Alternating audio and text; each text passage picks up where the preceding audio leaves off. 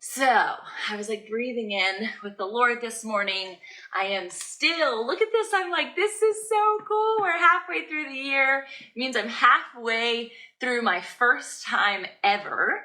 For those of you who think I'm not equipped, I'm not capable, I've not done that really fancy thing that everybody else has done and read the book cover to cover. Well, this is my very first time, and I've been sharing from the Women's 1 Year Bible all year, and it's really fun because when I get into something that is correlated to something my spirit is connected to, something I'm walking through, I will also go to my many other Bibles that are floating around my house and have more of a deep dive in what it is that I'm learning. And this weekend, before the scenario that I just told you that might curdle your belly thinking about, I had a fun car ride with my hubby to the graduation party. And we were originally just like reminiscing on her evolution and her being now a graduate and what that next season of life looks like. And ultimately, we ended up pivoting to what is it that I sell? What is it that Tamra does? People ask me this all the time. And there's two responses. I either have this like pseudo nervous laugh and I don't really know what to say, or I could just spew for a really long time. Imagine that. Here I am talking to literally not myself, but myself. I could talk about all the things that we do, all the things that I have the joy and honor of doing. And every day is different. And I don't really always have a specific lapel. I tell my team all the time, I've mentioned it on here before, like, if I need to clean something up, I'll be the janitor. Like, I don't care what it is that I do. If I'm doing it for the Lord, it doesn't matter. And I feel that way every single day. And yet there are surely moments where I'm like, what do I do? Lord, where are we going? Lord, what's the mission? What is it exactly? The only mission that I'm ever 100% certain of is the Great Commission, because it's been laid out 1,000% over and over. I understand discipleship. I understand leadership. I understand that I am meant to share the good news. And the way in which I get to do it is different than everyone else, as is your call, as is your commission. And so there's this processing on a consistent basis, like, am I in the will of God? Am I in Tamra's will? Am I in his ideation and creative co-creation? Or is this self-generated based in comparison and what other people are doing? And have I piecemealed something together that fits me and I say I'm glorifying God? Does anybody else feel this way?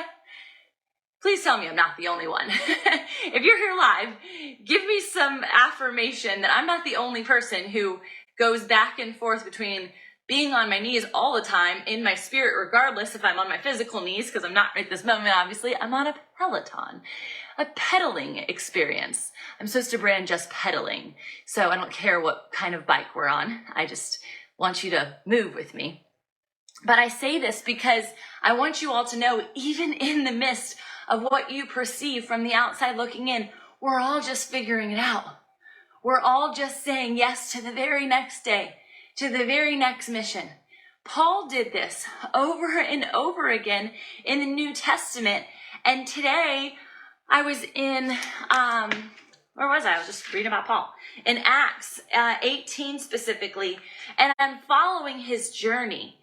And I say all of these things connected to a high school graduate, connected to our company and our mission, connected to Paul. And the center point here, where it's all connected, is the origin story. What is your origin story? Thank you for raising your hand. I'm seeing you come through now in the delay, so I am not alone. We're all trying to figure it out. And my job in all of this, by coming on here and just being completely transparent, is to let you know that I'm in this with you. So while I might be a step ahead in some regard, I can promise you you're a step ahead in other areas too. Your wisdom well matters to me. And so one of the things that is said in this particular section from Paul is, one night, Lord spoke to Paul in a vision And he told him, don't be afraid. Speak out. Don't be silent, for I am with you, and no one will attack and harm you. For many people in this city belong to me. And we know that we're supposed to speak out. We know that we're not supposed to be afraid. It says 365 times in the Bible, do not worry. One for every day. And not to be silent. Our silence actually doesn't just kill the people around us. It kills you. It kills you. Because we're meant to create words. We were literally spoken out of word. And so literally, this is funny. I was going to say taping your mouth shut. My mom was talking about her cute snore that she has.